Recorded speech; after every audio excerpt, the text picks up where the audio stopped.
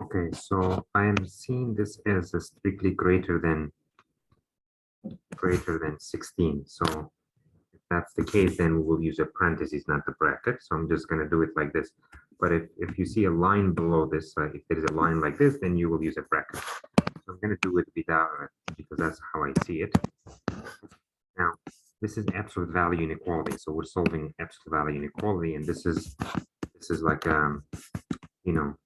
absolute value of a number is at least 16. So if it's at least 16, so think about like this. So you can put a 16 on a real line, and then it's at least 16. So it's going to be bigger than 16, right? And then on this side, you have the opposite of that number, and it can also be in here. So if the expression is in here, then it's going to be bigger than 16. So I'm going to write two things, right?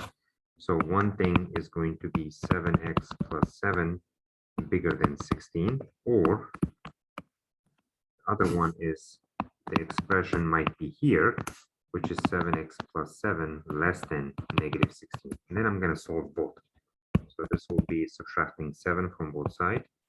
16 minus 7, 7x bigger than 9, divide by 7, 9 over 7. Now solve this one the same way. Subtract 7 from both sides. That's negative 23 divided by 7, negative 23 divided by 7. So it's this or that, right? Now, this one, if you put your solution on a real line, you have negative 23 over 7 right here, which x is smaller than that.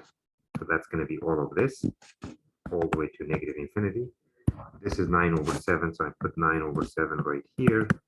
And it's going to be bigger than that, so that's all over here, right? So now I have two intervals to write it down, right? So it's going to be negative infinity to negative 23 over 7, parentheses, union, and then from this number to infinity. So it's going to be 9 over 7 to positive infinity. And this is going to be the,